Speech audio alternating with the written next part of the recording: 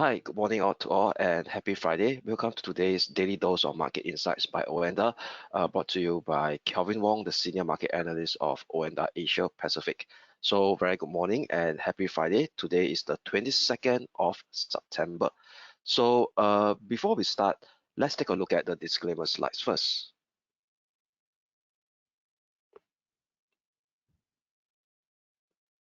All right. Leverage trading carries a high degree of risk and may not be suitable for everyone. This presentation is not an offer or solicitation to buy or sell, nor financial advice or recommendation for any investment product. All right.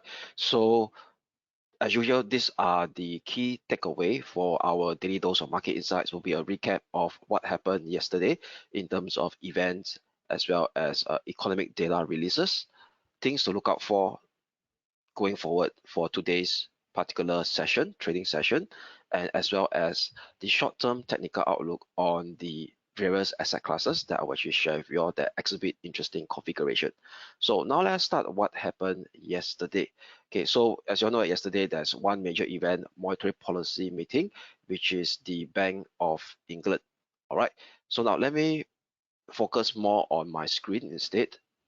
Okay, let me put it off. Okay, so yesterday Bank of England actually surprised the market. What you could see over here is that the expectation was at least a 25 basis point hike to make it a 15 consecutive hike to bring the policy rate to 5.5%. However, BOE chose to actually stand pat at 5.25%, given the fact that there is actually a risk of, we call it a tightening liquidity condition in UK, driven by higher interest rate levels, may start to actually temper off UK economic growth, and couple the fact that we discussed yesterday that UK inflation has started to dip down as well. So all in all, what happened, the impact on the market is that for sure the sterling dollar plunged, and it plunged towards the support level that we highlighted yesterday in our short-term technical outlook on the sterling dollar chart. So later we'll take a look at the sterling dollar again to reassess its technical configuration. But most interestingly, after BOE announcement, Bank of England governor came out and said that, hey, even though yesterday BOE choose to pause its interest rate, its policy rate, but it doesn't mean immediately say that we are going to see interest rate cuts in the near future. So what we are seeing right now over here is they are actually going to the same mantra as the US Federal Reserve, is to likely maintain interest rate at a higher level for a significant period of time. All right, so this is the kind of guidance. But more importantly, we got to understand the current sentiment of the market, especially if you are looking at FX market, everything is relative. That means I need to look into account of some other factors like the potential economic growth of US versus the economic growth of UK, to actually have a better view on the FX pair. But for short term, we will actually be more focusing on the sentiment, which is the technical chart that I share every day. So this is one of the key news that actually a key event that takes shape yesterday. So other events that take shape much earlier today, in terms of the Asia time zone, means before our daily dose of market insight at 11 a.m. Today at around 7:30 a.m. and 8:30 a.m. we have a release of key economic Japan data. So for Japan data, I want to highlight over here. Okay, let me refresh my chart, refresh my screen, pardon me.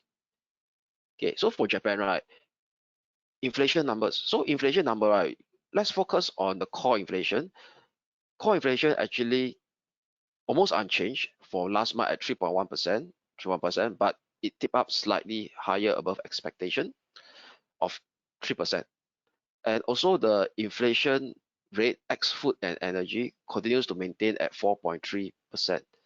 So this ex food and energy is the core rate. So if you look at the trend over here of the core rate, it's close to a 13, I think, yeah, it's ticking upwards. So it's the highest level since 1980s.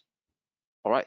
So all in all, right, what you see the situation in Japan right now, inflation data in Japan is pointing to us that there is a higher chance of maintaining that 2% target next year in terms of the BOJ target of 2%, because Bank of Japan always has pretty much concerned that yes, this the core rate will start to actually linger below 2% mark, like what you see in the from the 1990s all the way up to pre-COVID area. All right, and slightly after post, yeah, pre-COVID area, and start slightly after COVID as well. So there is a fear that deflation might start to slip back up again, despite that we start to see a steep rise in core inflation.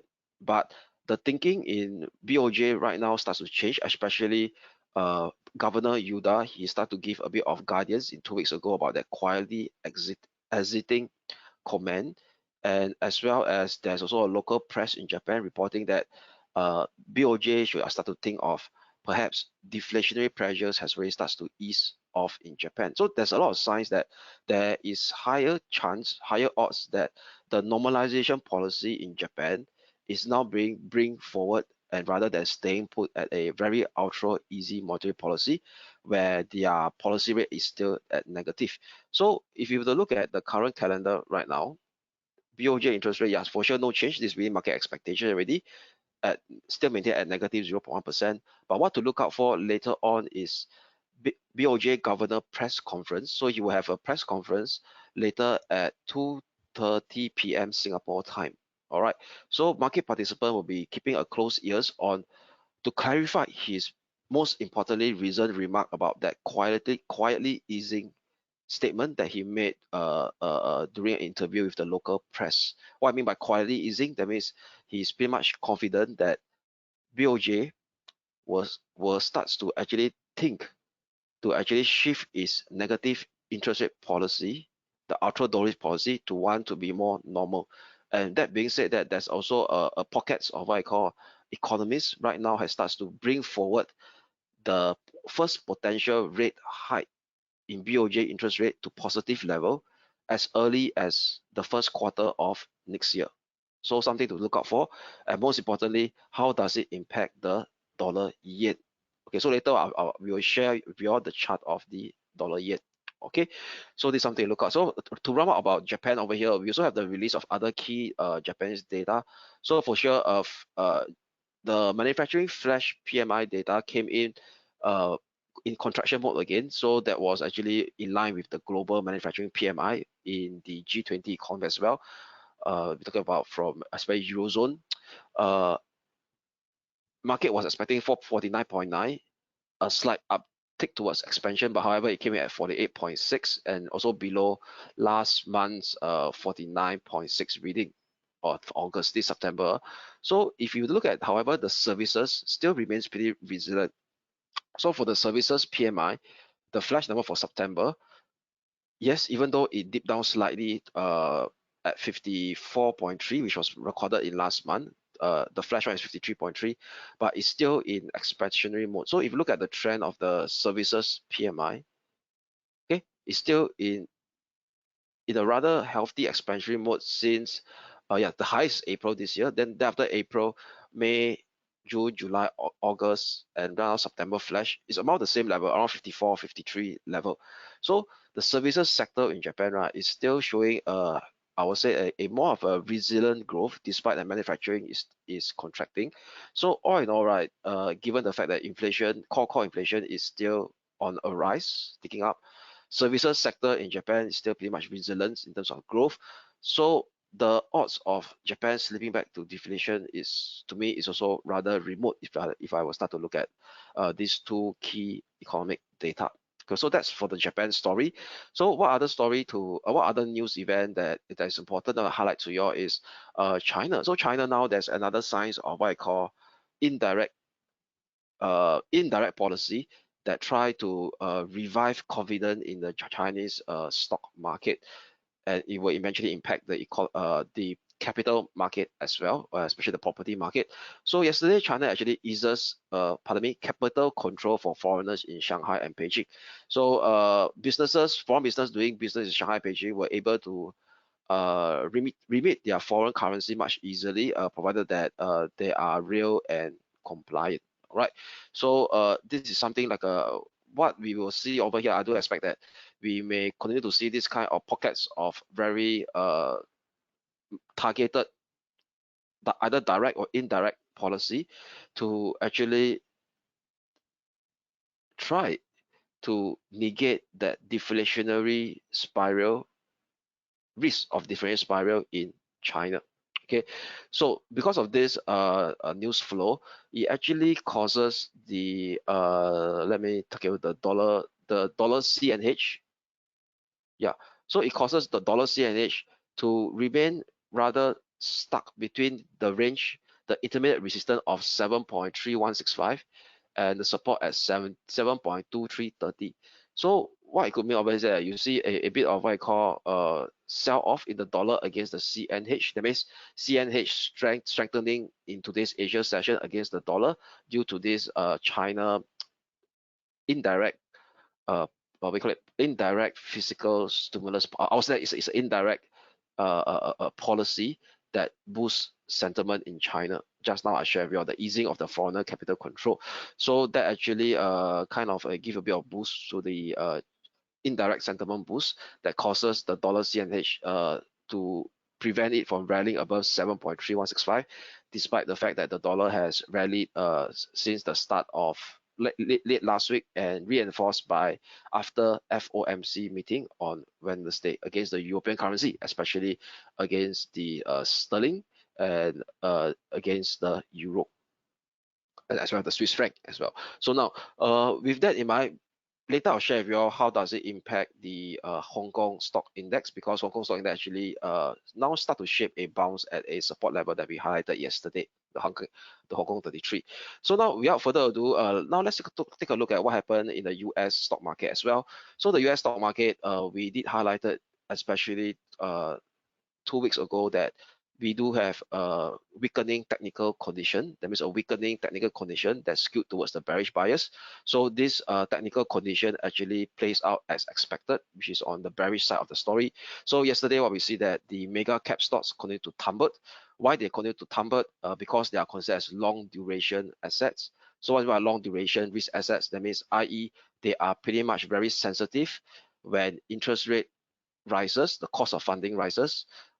Their potential future revenue or cash inflow will be discounted at a higher interest rate factor, which causes them to actually have a higher opportunity cost in for investors to hold their what I call stocks. This is what I call from a fundamental perspective. But all in all, what we could see over here is that for sure it created a negative feedback loop inside the mega cap stocks and start to spread throughout the entire S&P 500 region, with the fact that healthcare, some of them are being defensive, managed to actually outperform. But despite that, healthcare is only form a very small little percentage of the S&P 500, so they are unable to actually give S&P 500 a boost. But however, the S&P 500 and the Nasdaq 100 is being dragged down by the mega cap stocks.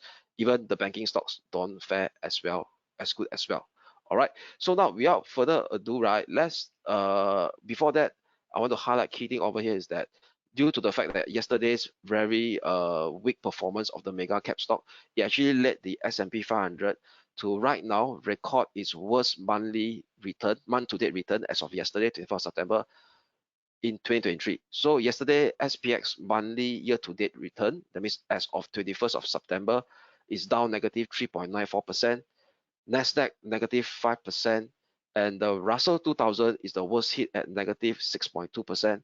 And the Dow Jones Industrial Average, because the fact that Dow Jones Industrial Average has a higher weightage in some of the healthcare stocks. In fact, the top component stock is one of the healthcare stocks, only managed to suffer negative 1.88%. So that's pretty much nature. Why? Because if you look at the Dow Jones Industrial Average, even though during the peak of this year, it only year-to-date peak only hit up positive 7%. So that's way below the Nasdaq 100 earlier peak gain, year-to-date peak gain of close to 42%. All right. So now, one thing I want to share over here is that before we jump into the short-term technical outlook of the various asset classes, is this the one that is pretty much looking pretty much bearish side of the story is the Russell 2000. So this is the Russell 2000 monthly chart. All right. So the Russell 2000 monthly chart, right? Some people use Russell 2000 as a closer US stock, major stock index to proxy the US economy. Why? Because S&P 500, Nasdaq 100, even though they are very popular major US stock indices, but they don't really categorize the clear signs of the clear strength of the US economy or clear correlation to the US economy. Why? Because a lot of company in the S&P 500 and Nasdaq 100, a significant portion of their revenue is derived from overseas. All right. But however, for the Russell 2000, these are small cap company, close to 70%, I would say that derive their revenue from US inland, from US itself. So if the Russell 2000 starts to break down various key support level, that means it's telling ahead of us, because you know that stock market benchmark indices is always a leading indicator for economic growth. All right. So if the Russell 2000 starts to break down much further from this level over here, especially those who know technical analysis, this is a consolidation. That means previously there's a downtrend from November high all the way up to the October low. It consolidate and it form a symmetrical triangle constellation, a break below the symmetrical triangle support level, and the October low of 1652 might potentially trigger another major downtrend. Okay, so if this happen, it actually implies to us that US economy is likely to face a hard landing, given the fact that the Russell 2000 being a benchmark stock index has a leading element in terms of economic growth. And why? Because Russell 2000 company corporation, their revenue are pretty much close to 70% are derived inland in the US economy. So this is something, an index to watch out for if we want to have a better gauge of the US economy. All right, but for sure, Nasdaq 100 and S&P 500 is also important. Why? Because they in fact globally, because S&P 500, S&P 500 and Nasdaq 100, a lot of fund managers, they actually got to benchmark their portfolio against these two index. All right.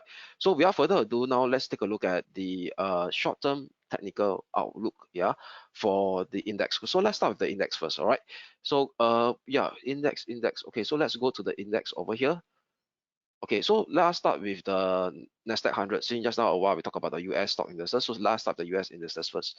So for the Nasdaq 100, right, yesterday the index actually tumbled and hit our short-term support level we have at 14,730, this level over here.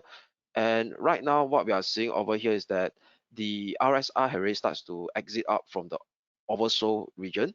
So all in all, what we could see at this point in time, yesterday's dip fall, there could be a chance of a potential pullback, but has it changed the trend yet? So if you look at the daily chart over here, the daily RSI still continues to be bearish. All right, it hasn't hit the oversold level, lower high below 50. That means indicating to us that this current medium term down move from the high of 15th of September still has bearish momentum, potentially for it to shape lower low.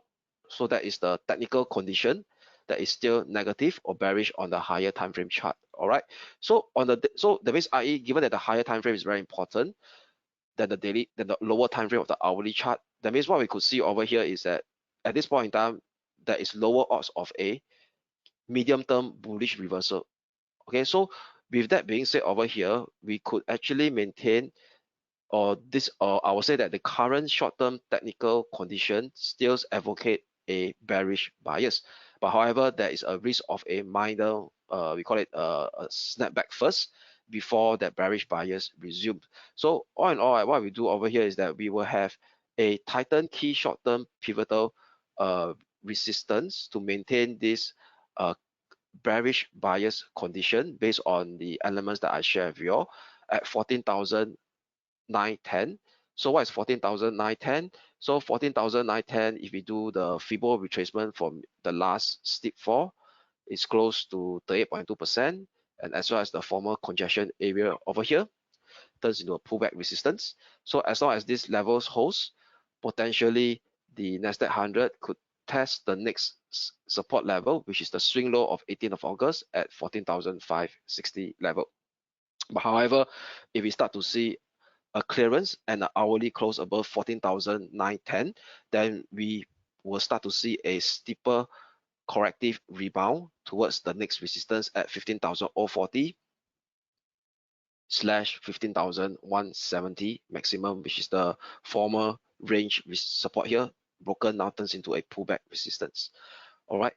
Now moving on to the other US benchmark index will be the US Wall Street 30, okay, or Dow Jones Industrial. We call it US Wall Street 30 in our platform. So US Wall Street 30 also pushed down and hit the support level that we mentioned yesterday at this 34,120, 34,150 level. So it also exit from the oversold region. But if you look at the daily time frame over here, the RSI hasn't hit the oversold level yet. Okay, and for sure haven't hitting oversold, there's no bullish divergence. So indicating to us that this current medium term fall from the high of 15th of September, the bearish momentum still remain intact in the longer term chart. So potentially, given the fact that this medium term technical configuration is still bearish or still negative, there is a lower odds to actually shape a much more pronounced corrective rebound on the shorter time frame chart. All right, so now let's go on to the 1 hour chart again. Okay, so potentially right now, yes, it's now exiting for the oversold level. There could be a bounce, intermediate resistance at this former congestion low of the lower boundary here. So this is the upper boundary of the congestion zone, 34,230.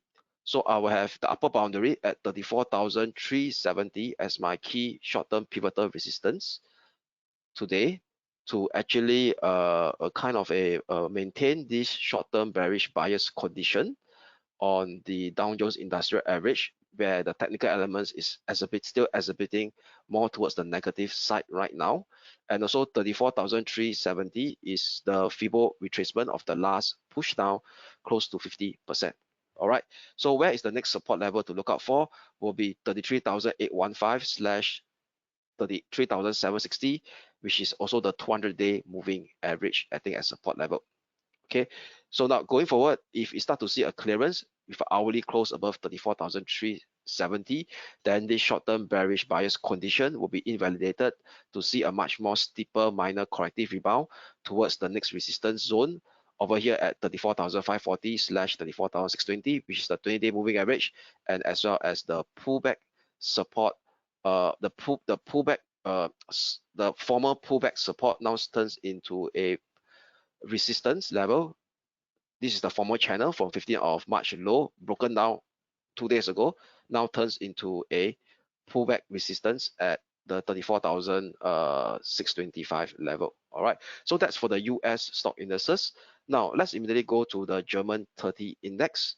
So for the German 30 index, also it managed to hit that short-term support level that we highlighted yesterday, now shaping a bounce as well. So RSI, yes, hit the oversold level, but it didn't actually shape any bearish or bullish divergence, bullish divergence. So given the fact that it doesn't shape any bullish divergence, and also if we were to look at the daily RSI, the daily RSI also still haven't hit the oversold region yet, according to shape lower high below the 50 level. So indicating to us that the medium term, the higher time frame bearish momentum still remains intact. So now let's switch to the hourly chart again. So with that, right, I will actually have a much more tighter key short-term pivotal resistance for today to actually maintain this short-term bearish bias condition where the current technical elements are more erring towards the negative side rather than the positive side of the story. And so given the fact that yesterday price action also broken below the 200-day moving average, so for sure this level here will be pretty much key. Previous support broke, now turns into a resistance, which is so confluencing with the broken down 200-day MA as well at 15,570. So still the next support level to watch out for below 15,470 is the 15,320 support level. So this one, how do I define this? If you go to the daily chart over here, is this region over here, okay? The previous congestion we call it resistance, turns into a pullback support level. Okay, so that, okay, so the key thing over here is that this short-term bearish condition bias still remains intact as long as the 15,570 Titan key short-term pivotal resistance not surpassed. But however, if you start to see a clearance for hourly close above 15,570, then we may start to see a much more pronounced corrective rebound or a choppy rebound to take us potentially up towards the next resistance, which is also the swing high of this Wednesday, 15,780 slash 15,810 level. Okay, now moving quickly to the Asia indices. Wow, the Hong Kong 33 has really bounced pretty much of a fair bit. So what we do over here is, given the fact that yesterday we have a short-term support level at 17,570 level. So right now the market has really bounced quite a fair bit from here. So yesterday we will actually have a bearish bias. So the first support level has been hit. So we have a second support at 17,370. And given the fact that the market will bounce pretty sharply from here, so what I could do for today, instead of using the 17,370 as a key short-term pivotal support level, okay, so this one, let me change it. So I will actually use this level here, the swing low of 21st of August. Okay, so this will be my key short-term pivotal support for today. All right, so now the next resistance level for sure will be 18,060 level, which is this high, minor high, and this high over here on Wednesday that refused to break up, and also over here that the descending channel, minor descending channel resistance as well. So as long as 17,570 key short-term pivotal support holds, potentially we could see a test at this intermediate resistance at 18,060 for the Hong Kong 33 index.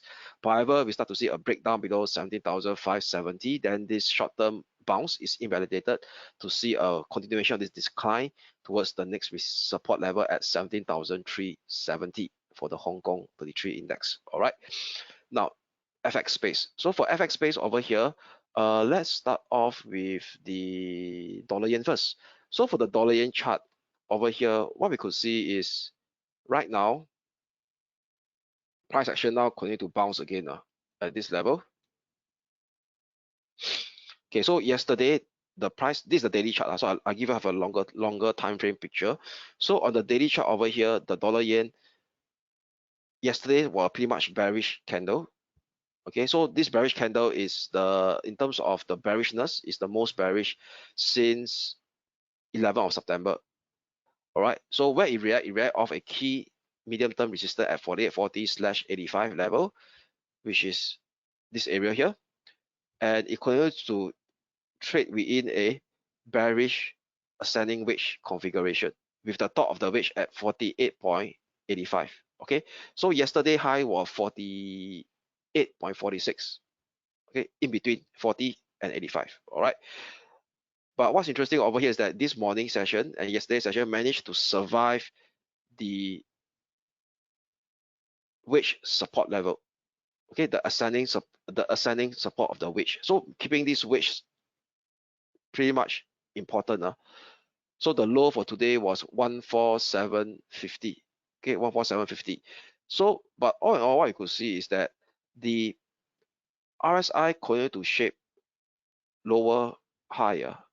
So today the day hasn't ended. So today if they're going to shape another lower high, so indicating to us that the current push up, right, since the low of 23rd of August is getting pretty much exhausted for the dollar yen. All right, so potentially it could be BOJ Governor Yuda later press conference, potentially could be that trigger that could move dollar yen.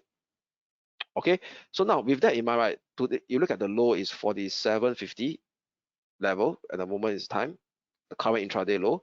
So now let's go to the chart of the dollar yen in the hourly time frame.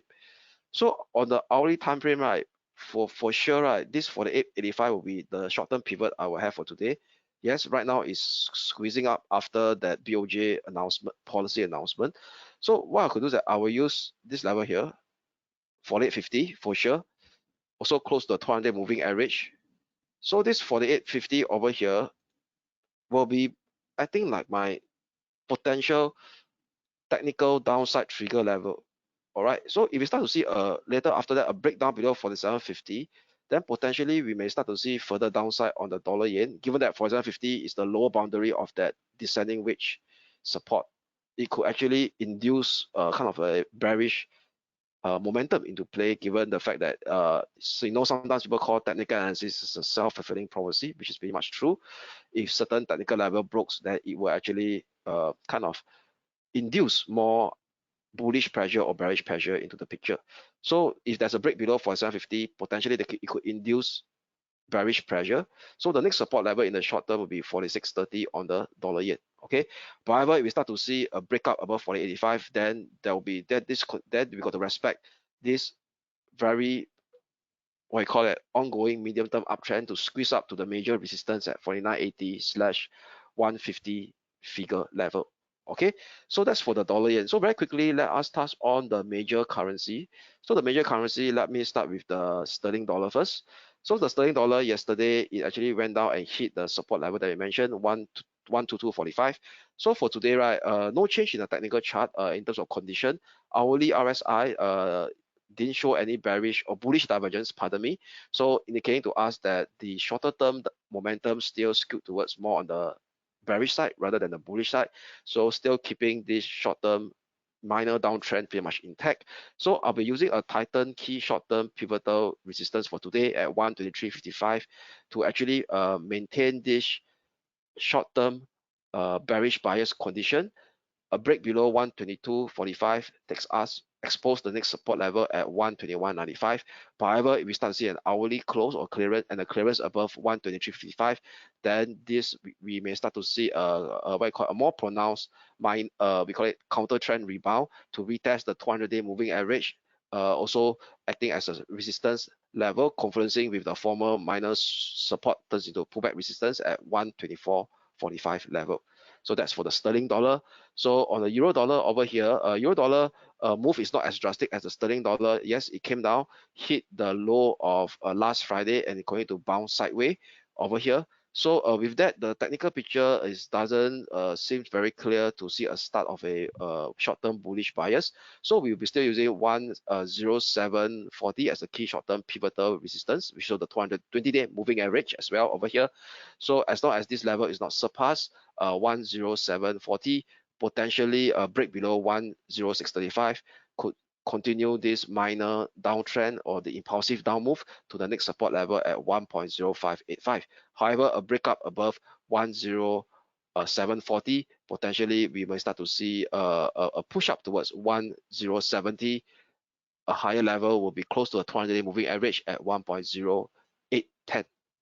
So that's for the euro dollar. So very quickly, let me touch on one more the gold. So for gold over here is if you look at gold, all right, spot gold. Okay, give me spot gold. So spot gold over here, yesterday we were neutral between 1922 and 1937 level. So the spot gold broke below the lower neutrality at 922, and it actually hit the key medium-term support level, which is the major ascending channel support from 3rd of November low, now acting as a support at 1913. Also the former, this minor swing high resistance now turns into a pullback support. So after hitting that level, there's a pretty much a rebound that's being seen. So all in all, I could see over here is that there's a bit of what I call revival of short-term bullish momentum coming back into play, given that V-shaped bounce that was seen yesterday. So for today, we will have a short-term bullish bias condition on the gold spot. That means the XAU/USD. As long as 1913 key short-term pivotal support holds, intermediate resistance at 1930, which is this minor swing high here, and the former swing low turns into also a pullback resistance at 1930, also the 50-day moving average as well. So this will be the intermediate resistance. A breakup above this intermediate resistance at 1930 could start to see a much more potential sustainable rebound, at least to retest 1948 resistance level. But however, if we start to see a breakdown below 1930 with an hourly close below 1930, 1913, then we will see a continuation of this corrective decline to retest the 15th of September low and 26th of August low, acting as a support at 1903 level. All right, so with that, yeah, we come to the 35-minute mark for today. So with that, this is the key things that I will share with you all. Yeah, so before we go very quickly, right, let's take a look at calendar. What are the things to look out for today, other than the 2:30 p.m. BOJ governor press conference? So throughout the US session, yeah, we in the European session, we also have today is the flash PMI data release for September. So for Eurozone, we have the flash PMI data releases for the services and manufacturing at 4 p.m. Singapore time later today. Then for UK as well, 4:30 p.m. Then over than that, they will come to the US session at 9:45 p.m. The releases of the flash PMI data for manufacturing and services for the month of September. So with that, that's round up for today, Daily Dose of Market Insight. So do have a great Friday evening ahead. Enjoy your weekend, and we shall speak again on next Monday. Thank you.